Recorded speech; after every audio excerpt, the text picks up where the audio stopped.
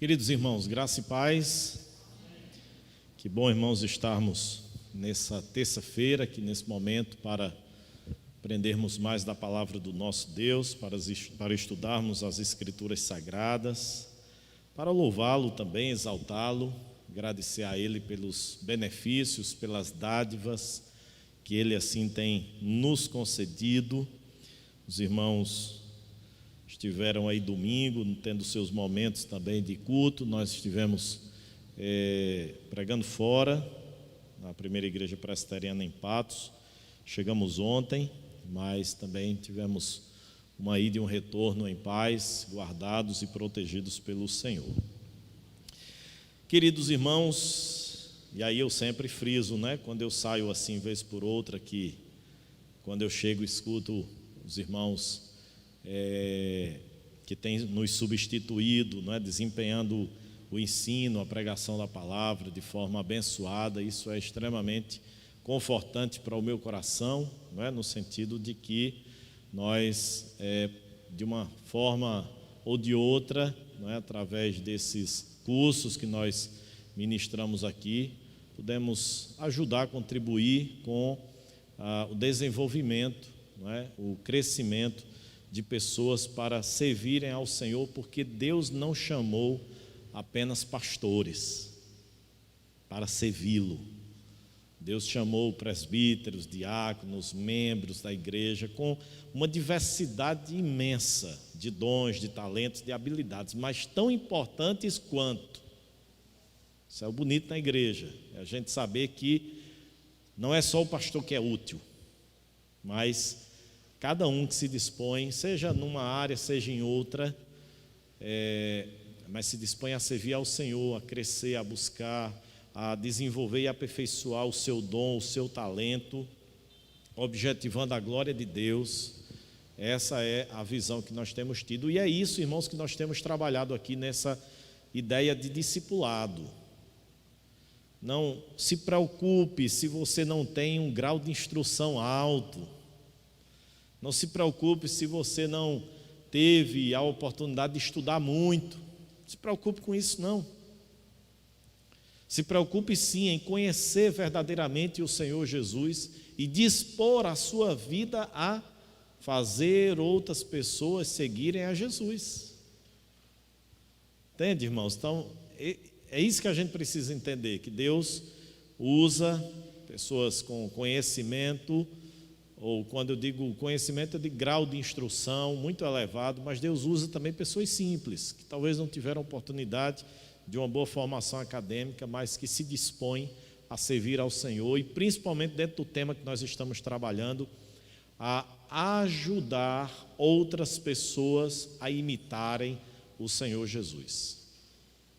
Porque, irmãos, nós temos trabalhado essa temática desde o ano passado, e ela talvez soe repetitiva para a gente e até enfadonha, porque a temática parece que vai se prolongando e a gente vai ficando ouvindo e repetindo aquelas mesmas coisas, mas o propósito é esse mesmo, não que você se canse, mas que você internalize, absorva, impregne a sua mente de que Deus nos chamou para sermos discípulos dele, imitando Jesus. E o modelo que nós temos dessa imitação de Cristo são os apóstolos.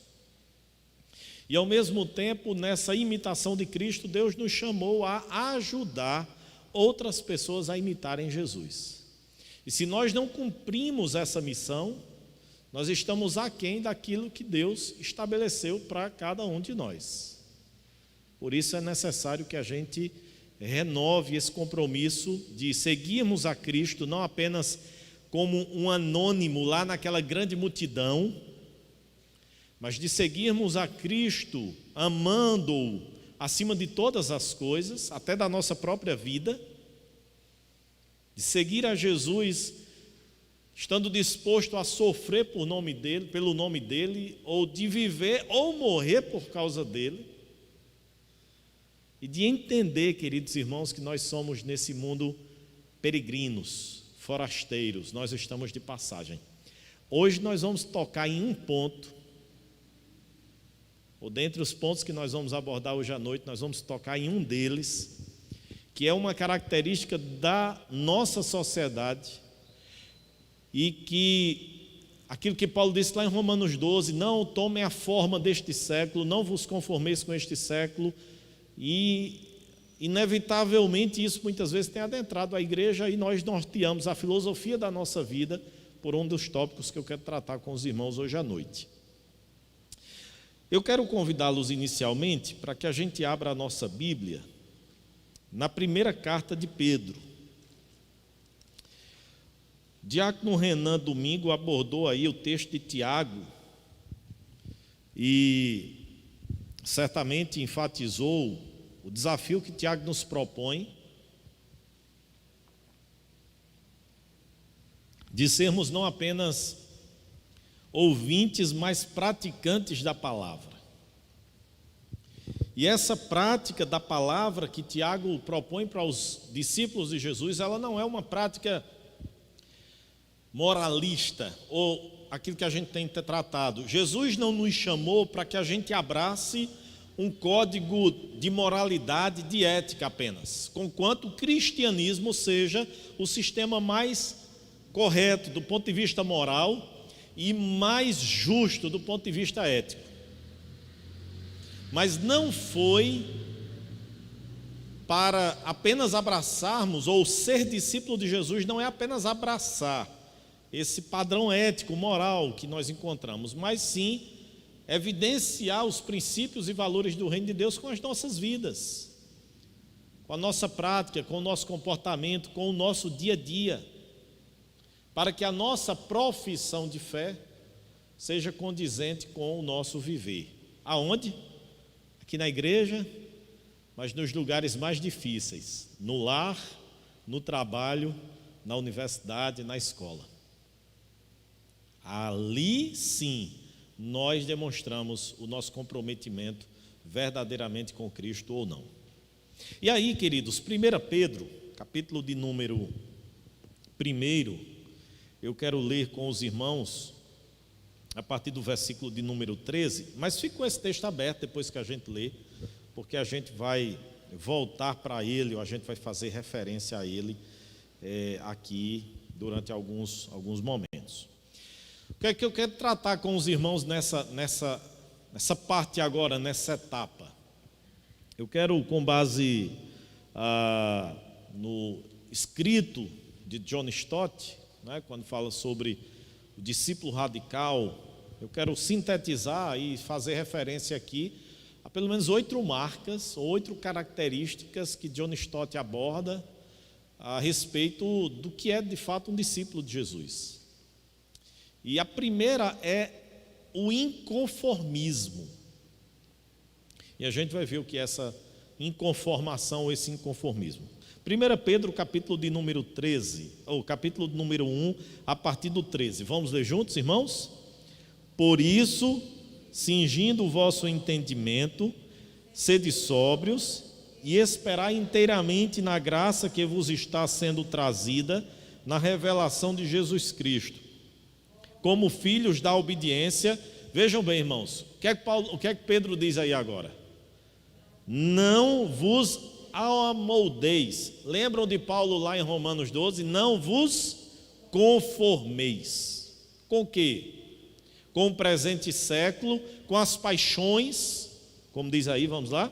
Não vos amoldeis com as paixões que tinhais anteriormente na vossa ignorância, ou seja, naquela época em que vocês não eram convertidos, que vocês eram gentios, que vocês ainda não eram discípulos de Jesus. Vamos mais.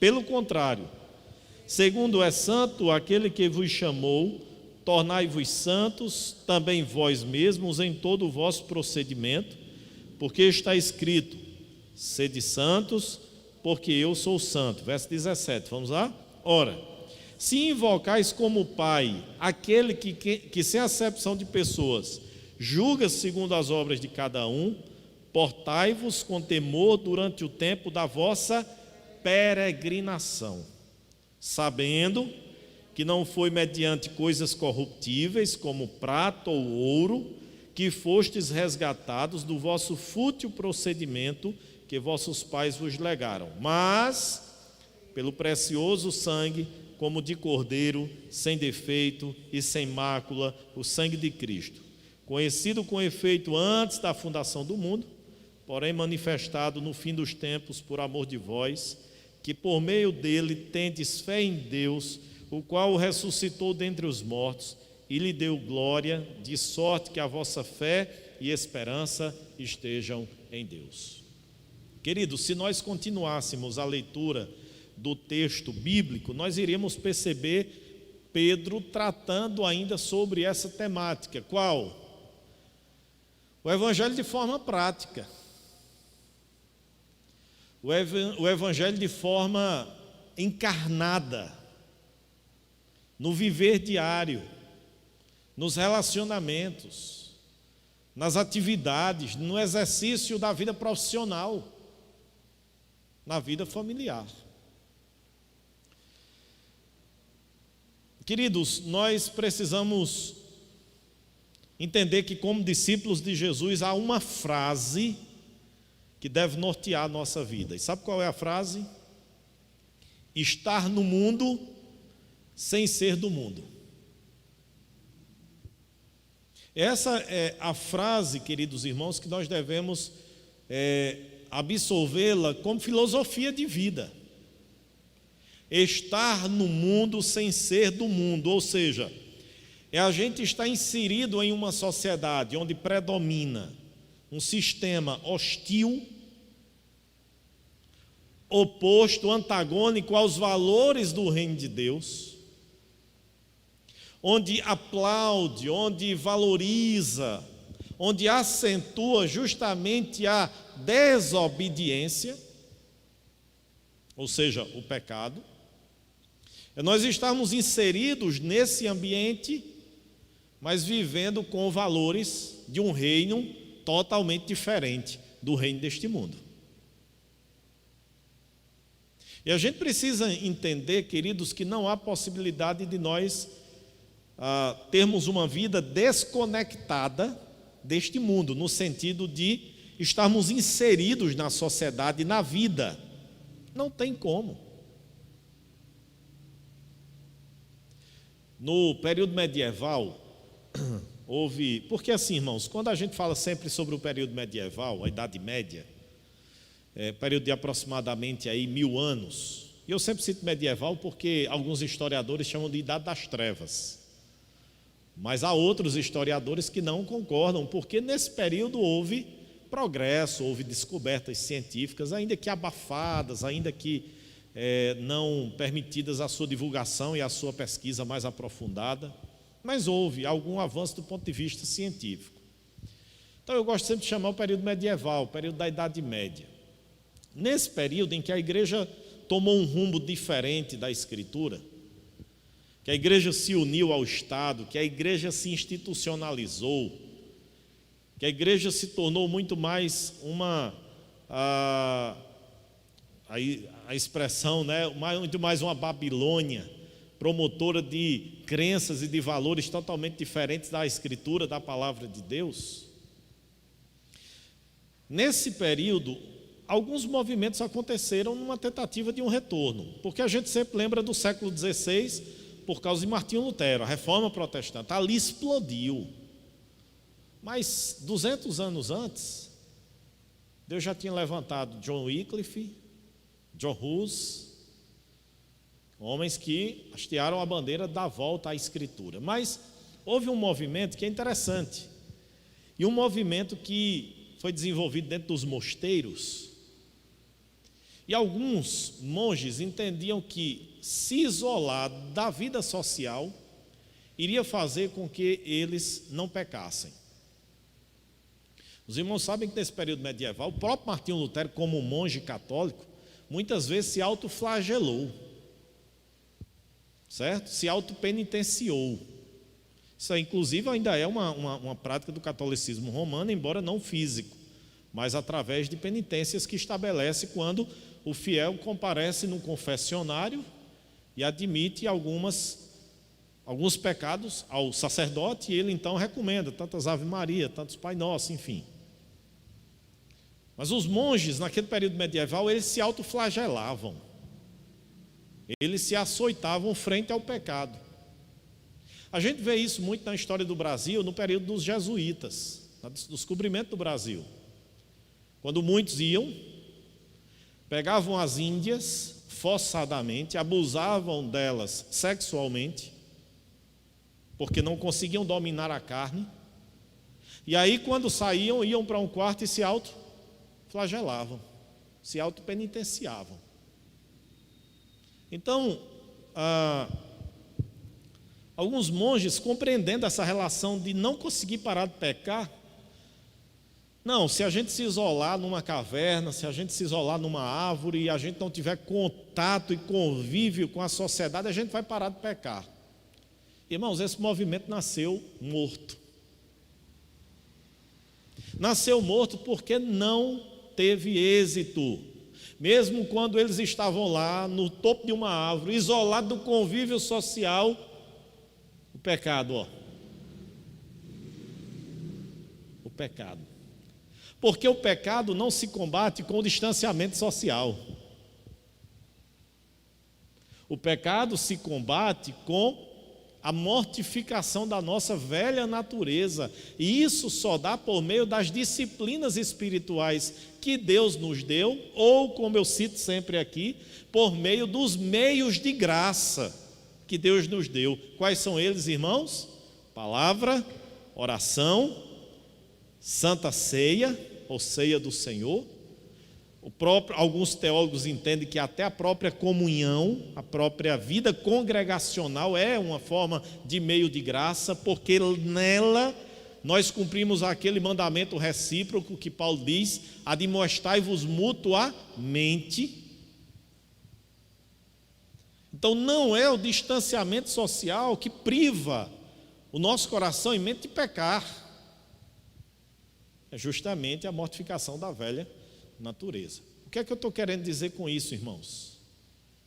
Que se eu e você pegarmos e formos, como os eremitas lá no período medieval, e nós subirmos no topo de uma árvore e isolarmos lá, e ninguém for lá, e a gente não vê ninguém, não tiver contato com ninguém, mas desprovidos da habitação do Espírito Santo de Deus, desprovidos do estudo e meditação da palavra de Deus, desprovidos da vida de oração, desprovidos da comunhão uns com os outros, desprovidos dos sacramentos, a nossa vida pecaminosa será intensificada, e não o contrário. Então, John Stott diz isso: o discípulo de Jesus, ele está no mundo sem ser do mundo. Ele está vivendo em sociedade.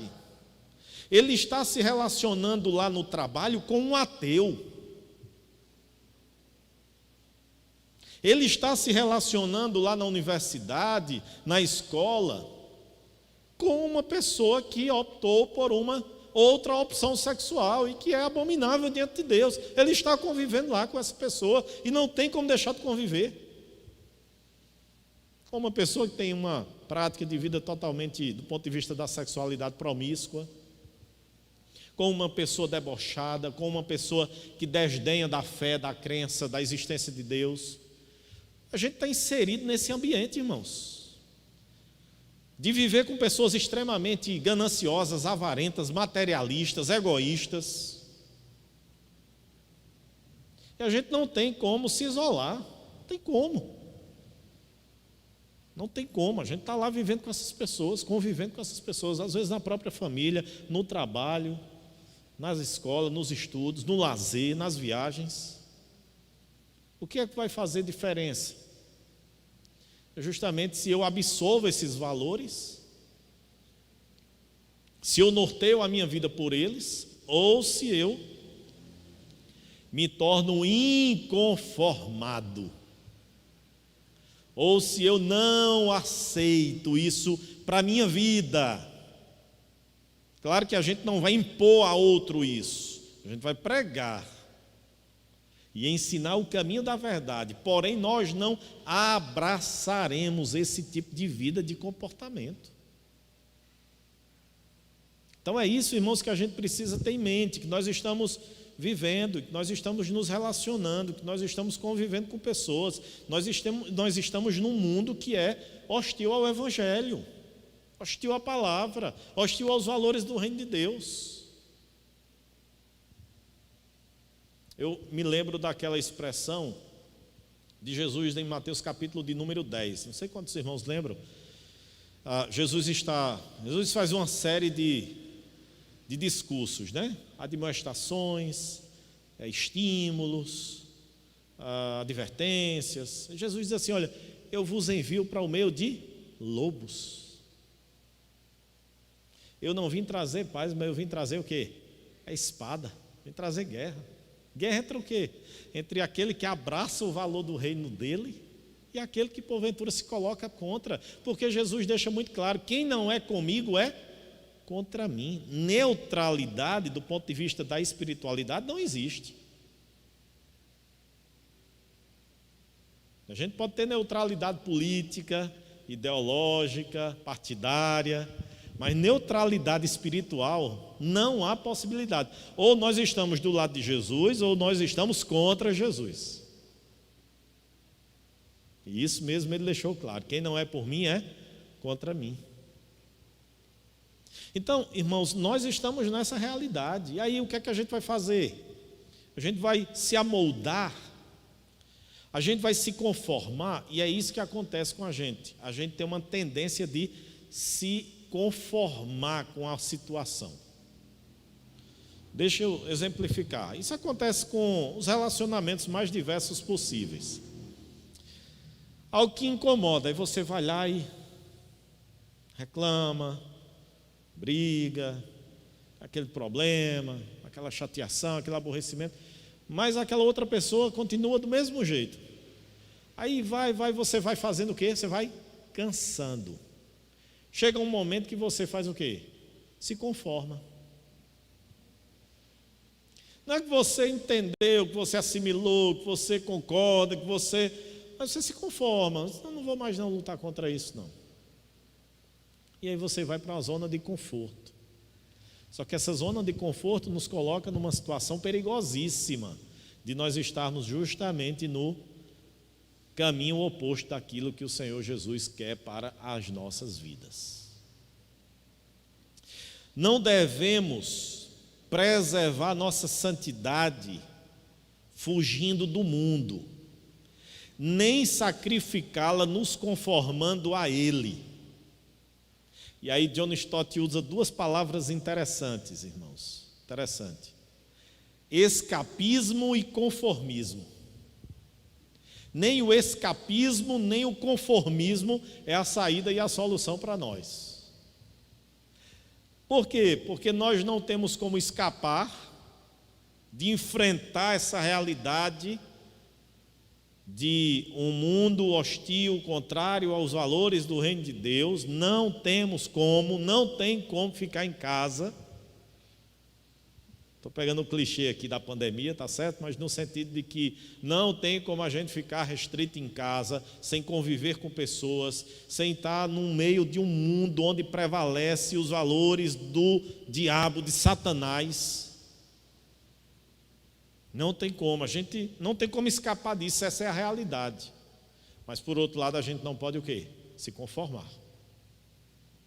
É assim mesmo, o mundo está assim mesmo hoje, então vamos viver dessa forma, vamos aceitar essa prática, às vezes comportamento, vamos nos dar por vencidos.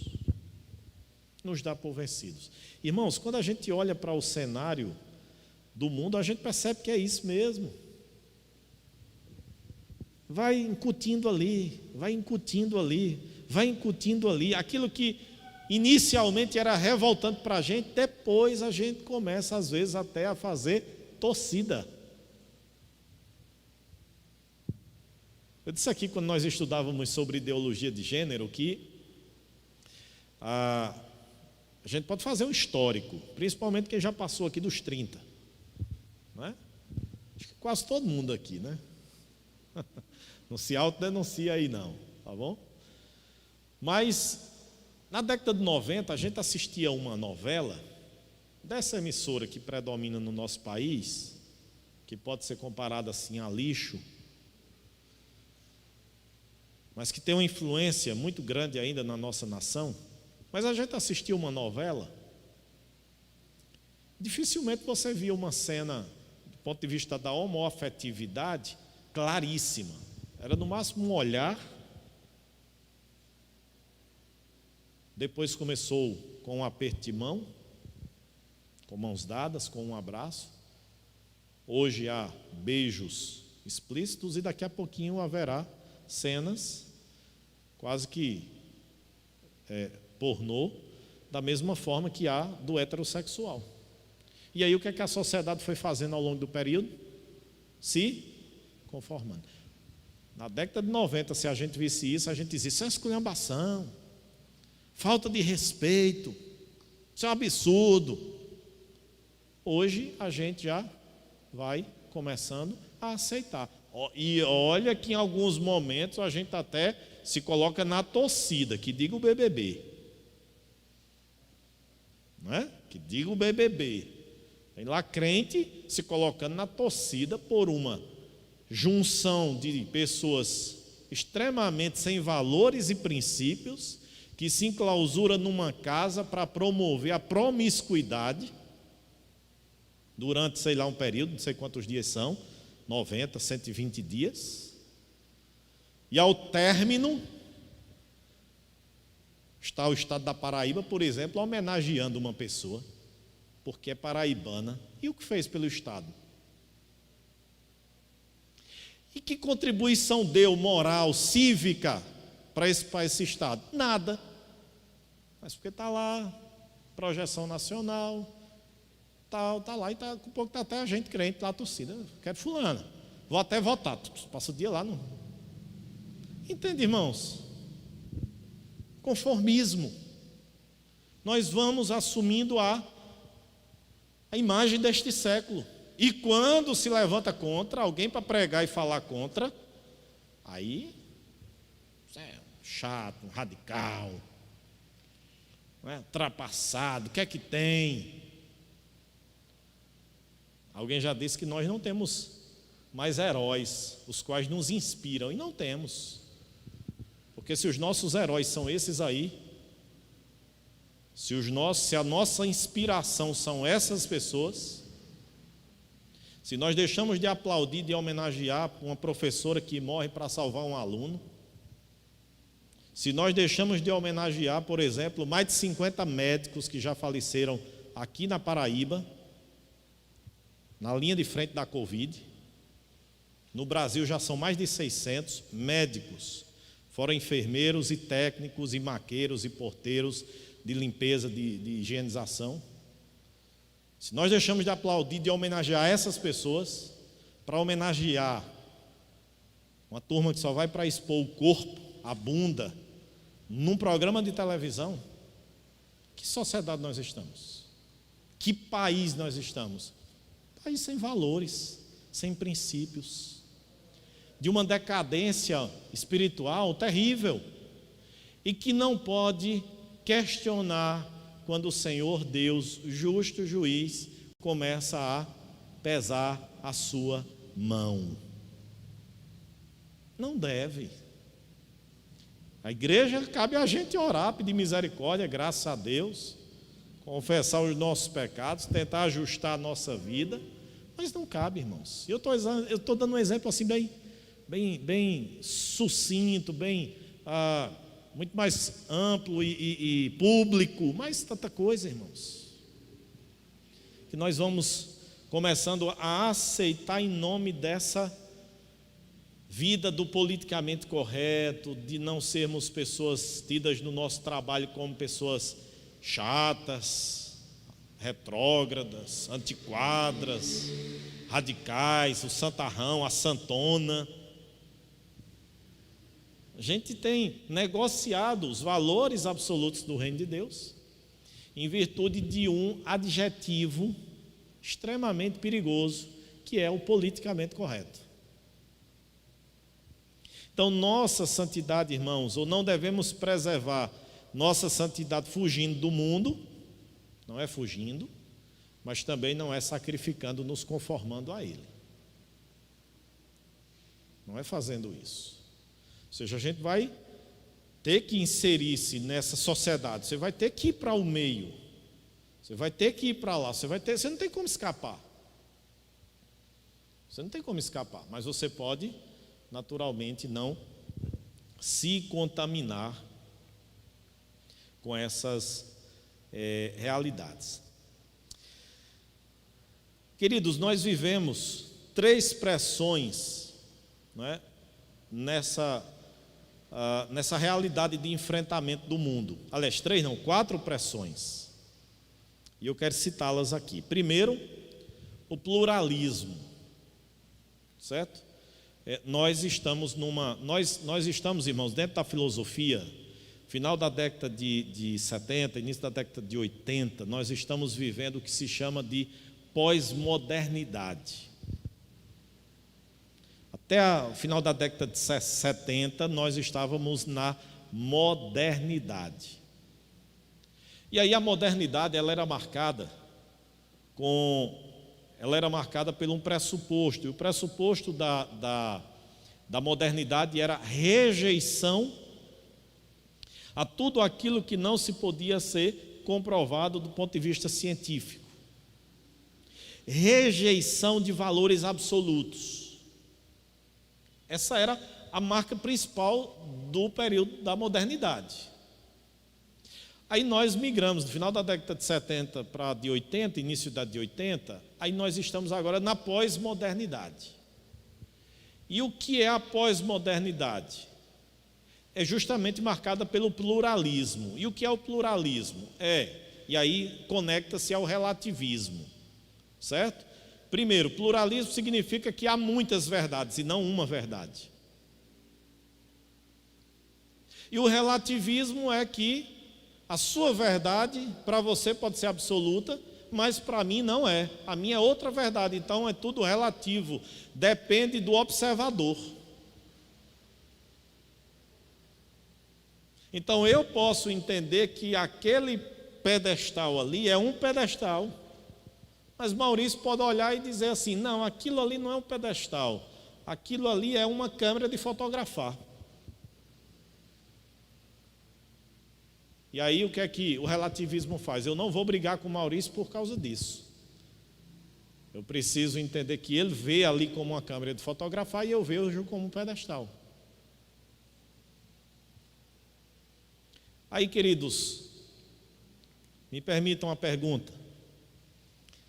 Dentro de uma singularidade, de uma exclusividade que Jesus ensinou dele, da sua obra e da sua palavra, há a possibilidade de nós abraçarmos esse tipo de filosofia de vida? Não, porque Jesus foi muito explícito: eu não sou uma das verdades, dentre tantas. Eu não sou um dos salvadores, dentre tantos.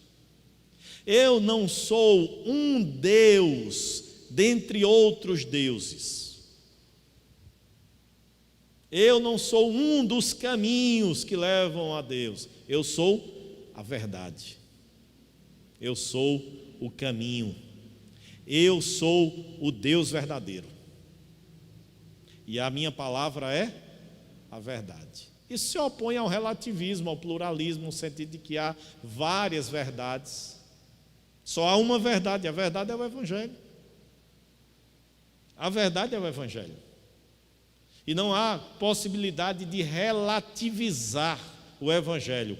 Ou nós assumimos ele e o comprometimento com ele na sua integralidade, ou nós não temos como fazer ao contrário. E aí, irmãos, Paulo usa algumas expressões interessantes para se referir à questão da fidelidade da pregação. Paulo usa a expressão mercadejar. Paulo usa a expressão adulterar. Porque nós não estamos mercandejando, nós não estamos adulterando, ou seja, nós não estamos negociando a palavra da verdade. No sentido de que o Evangelho não é para ser moldado de acordo com o gosto do freguês. o discípulo ele precisa ser moldado de acordo com o Evangelho. Já ouviram essa expressão? Aqui quem manda é o freguês. Aqui é o gosto do freguês. Se o freguês diz que quer a carne mal passada, com a salmourazinha, a carne vai ser mal passada. Se o outro freguês diz, eu quero bem assada, vai ser bem assada, quase torrada. É o gosto do freguês, você quem diz. Você chega na churrascaria, o churrasqueiro pergunta, como é que o senhor quer a sua carne, senhor? Bem passada, mal passada, o senhor quer gorda, quer magra? É o gosto do freguês. E muitas vezes, irmãos, os cristãos, os discípulos de Jesus estão dessa maneira, tentando moldar o Evangelho ao gosto do freguês. O freguês chega e diz assim, não, eu não quero esse tipo de verdade aqui sendo ensinada não, viu? Porque eu tenho outro estilo de vida. Não, tudo bem, tranquilo, a gente não trata mais disso, a gente deixa para lá. O importante é o amor, o importante é você estar aqui, o importante é você seguir o caminho. Mas o caminho que ele construiu, o caminho que ele estabeleceu, não o caminho que Jesus naturalmente estabeleceu e ordenou para que os seus discípulos trilhassem e andassem nele. Quais são as outras influências, queridos irmãos? Materialismo. E aí eu volto lá para o texto de Pedro, se os irmãos estão ainda com ele aberto.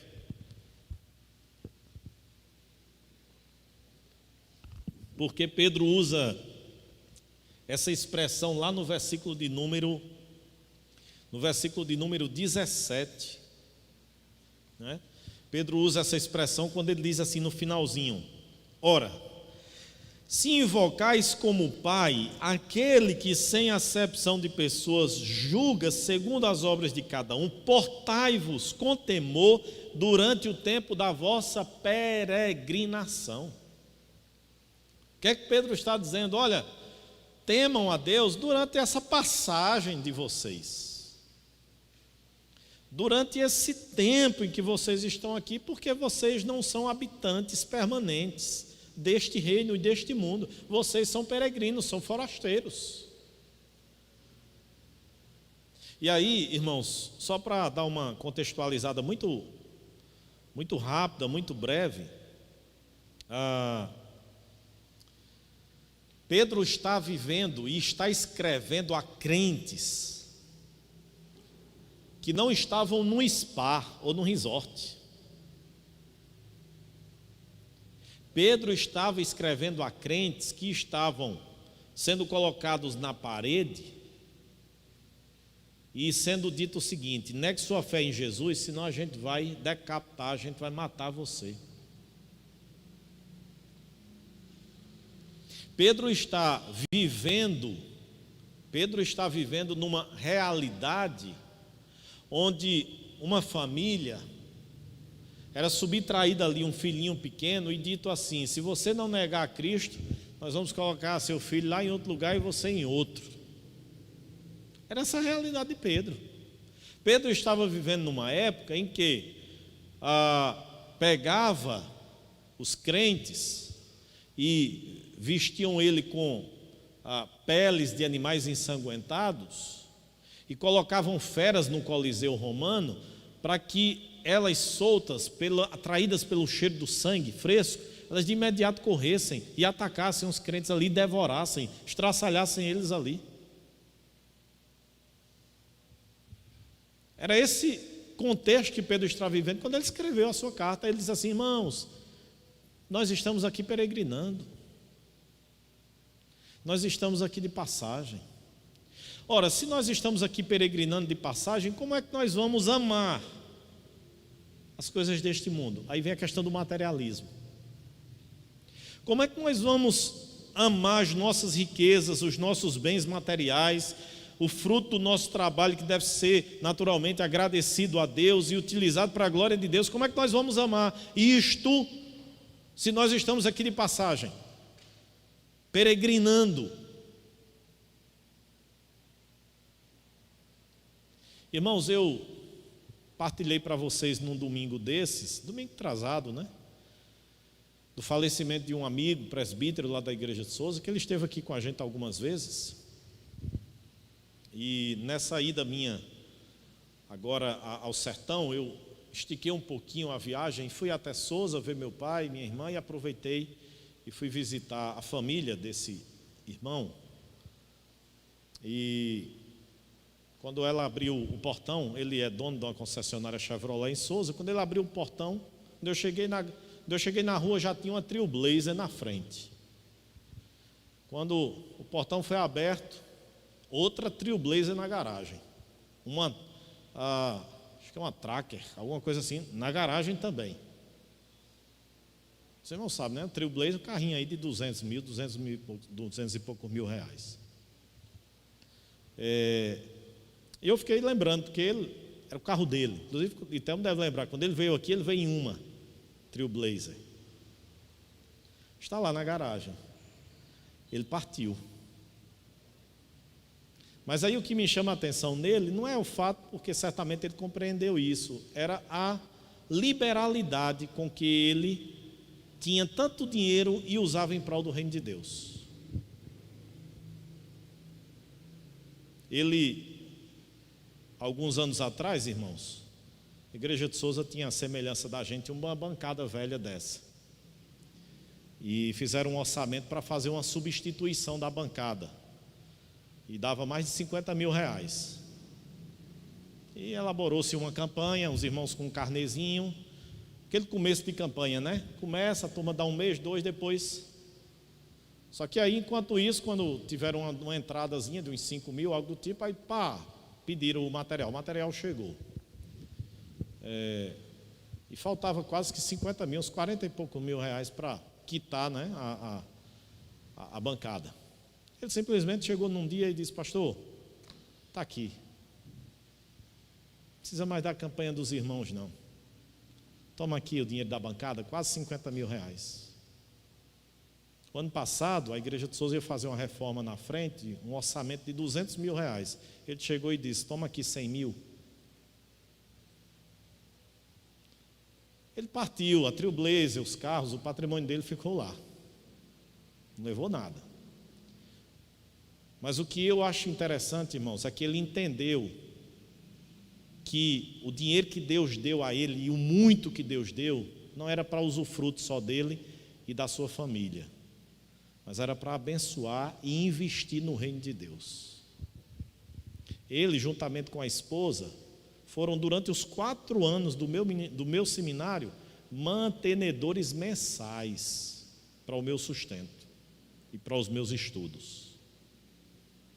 Eu estou só exemplificando, eu poderia citar N exemplos. Aí você pode dizer: mas eu não tenho a riqueza que ele tem. Irmãos, se para ele 100 mil reais é um valor considerável, é um valor que para o capital dele, para a gente 100 reais pode ser. Mas o que a gente muitas vezes não percebe, o que a gente não quer muitas vezes enxergar, é que não é a questão do valor, é o desprendimento. É o desprendimento, é a gente ter a capacidade de entender de que o que Deus nos deu é para que a gente administre para a gente, para a nossa família, para a nossa casa, mas para o reino de Deus e principalmente, irmãos, não colocar o nosso coração nas riquezas, porque elas são passageiras. E aqui eu não estou longe de mim dizer aos irmãos que venda seu carro, venda sua casa e dê aqui para a igreja, de modo nenhum. Porque o princípio que Paulo diz é: cada um contribua segundo a... O que é que diz, irmãos? Não lembram do texto de Paulo? 2 Coríntios: cada um contribua segundo a disposição do seu coração, segundo as suas posses. E Deus abençoa alguns dos teus filhos com muito, para que esses façam muito. Outros com menos, mas não menos importante, também necessário. Agora, o que a gente não pode, irmãos, é amar o dinheiro, os bens materiais, as riquezas, mais do que o nosso próprio Deus. O nosso próprio Deus. Porque a gente está de passagem, irmãos. A gente está peregrinando. A gente está aqui por um tempo, seja pela Covid-19, seja pelo infarto, seja pelo Essa semana passada, uma jovem em Garanhuns, 32, 33 anos, pegou a Covid, estava em tratamento, saturação normal, já estava num processo de evolução para ficar boa. De repente, infartou. Não foi nem necessariamente a Covid, infartou. Então, o método que Deus vai nos chamar, a gente não sabe. Mas que um dia Ele vai nos chamar, vai. Um dia Ele vai nos chamar. E aí, quando Ele nos chamar, se a gente amou as coisas materiais mais do que a Ele, queridos, isso vai ficar. Isso vai ficar aí. No caixão não tem abas, não. Ou não tem gavetas, né? Não tem gavetas para colocar os nossos bens, a nossa conta poupança, o nosso dinheiro, nossos carros, motos, o que a gente tem. Não vai. Vai ficar. Então a gente precisa ter cuidado com o materialismo, porque é nesse ambiente que nós estamos inseridos, onde as pessoas só valorizam o dinheiro, o ter e o ter, mesmo que tenham que vender a sua alma a Satanás. Mesmo que tenham que vender a sua alma a Satanás. Hoje eu vi uma pergunta de um dos senadores naquela CPI que está investigando os recursos da Covid-19. E um senador fez uma pergunta e disse assim ao ex-ministro Mandetta, ministro da Saúde, disse assim: ministro, tudo que foi roubado pelos governos anteriores, lá, Petrolão, Mensalão, não sei o que lá, né? Tem um monte de lão aí, lá Lava Jato, foi tirado aqui do Brasil e foi financiado obras em outros países aí, certo? Esse dinheiro, ministro, fez falta agora para o aparelhamento do sistema de saúde, para que diante de uma pandemia dessa o Brasil tivesse pelo menos um sistema de saúde mais forte, mais pujante para enfrentar. E a resposta dele, para fugir, né, da resposta verdadeira, disse: não, desde a época de Cabral, desde quando Cabral pisou os pés no Brasil, que dinheiro faz falta para não só saúde, educação, enfim. Mas, queridos irmãos, o que eu queria dizer é: esse pessoal que rouba, vende a alma a Satanás. Tira o dinheiro que era para pagar merenda escolar, de gente que realmente precisa. Tira o dinheiro para ter um sistema de saúde forte. O pessoal está se orgulhando do SUS, bandeira do SUS. O SUS poderia ser muito mais forte, inclusive naquela filosofia que eu já disse aqui: se os deputados e senadores e os seus filhos e esposas fossem tratadas pelo SUS, mas enquanto elas estiverem sendo tratadas no Sírio-Libanês ou no Albert Einstein, o povão vai sempre precisar do SUS, abarrotado de gente, faltando leite de UTI, e não é por causa da Covid, não, isso muito antes. Mas qual é a motivação quando você vai lá ouvir um camarada que faz uma delação premiada? Queria dinheiro. Quer dinheiro, poder, nem que ele venda a alma dele ao capeta. Essa é a realidade, irmãos, do país que nós estamos inseridos e da sociedade, dessa realidade pós-moderna. É aqui no Brasil, é em qualquer outro lugar. Até mesmo em Cuba, na Venezuela, tá certo? Os países que abraçaram o socialismo é atrás de dinheiro. Eu ouvi uma pessoa esses dias, quando criticou o sistema capitalista, aí, quando eu olhei para a bordazinha da apresentação no Meet, era um notebookzinho semelhante a esse aqui, um MacBook. Os irmãos sabem que isso aqui é fabricado nos Estados Unidos, né? A marca, a maçãzinha que tem aí, produz iPad, iPhone, MacBook. Esse eu comprei porque Deus me deu a graça de pegar uma promoção boa, uma negociação boa, e comprei num preço mais barato do que comprando um um desses normais que a gente usa. Mas todo mundo deseja, porque o notebook da Apple é um absurdo de dinheiro. Aí quando ele clicou, eu vi lá a bordinha lá para fechar a tela, um MacBook usando. Isso é interessante. O cara é socialista, mas usa MacBook. Por quê? Porque não vai usar um xililinga aí. Então essa é uma cultura, irmãos, está impregnado. O ser humano está impregnado pelo materialismo, pelo dinheiro. É no sistema capitalista, é no sistema socialista, é o coração nosso. E aí a gente, como crente, como discípulo de Jesus, não pode abraçar esse tipo de filosofia para a nossa vida. Deus pode até nos dar os bens materiais, mas que a gente use para a glória de Deus, para o benefício do Senhor, para servir ao próximo, para abençoar outras pessoas e não para usufruto próprio. E por fim, irmãos, outra influência para a gente fechar, o narcisismo. O que é o narcisismo, irmãos? O narcisismo é um amor excessivo, uma admiração desmedida. Por quem? Por si mesmo. Imagine como deve ser difícil viver numa comunidade de narcisos, onde cada um se considera melhor do que os outros. Porque esse é o narcisismo, né? É aquela pessoa que ama demais a quem? A si mesmo. Narciso, tem alguém mais bonito do que eu? Não tem. Tem alguém mais inteligente do que eu? Não tem.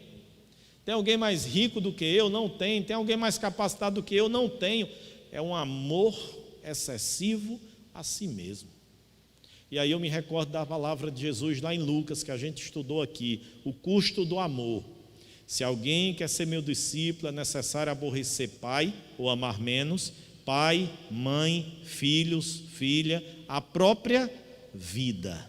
Porque se não fizer isso, não pode ser meu discípulo. Tenhamos cuidado, irmãos, com essa influência pós-moderna, que traz aí o pluralismo, o relativismo, o materialismo e o narcisismo. Discípulo de Jesus não se conforma a essas filosofias. Discípulo de Jesus ama mais a Ele do que aos bens. Discípulo de Jesus ama mais a Ele do que a própria vida.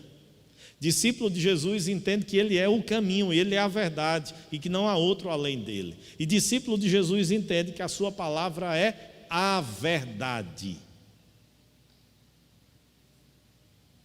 E é uma verdade absoluta, que é supracultural e que é atemporal. Ela não está restrita ao tempo em que foi escrito, e ela está acima de qualquer cultura, de qualquer época, de qualquer povo, de qualquer tempo. Então que Deus nos dê graça, irmãos, para que nós sejamos inconformados. Essa é uma das características de um verdadeiro discípulo de Jesus. Amém? Vamos ficar em pé, vamos orar. Vamos finalizar o nosso momento hoje à noite.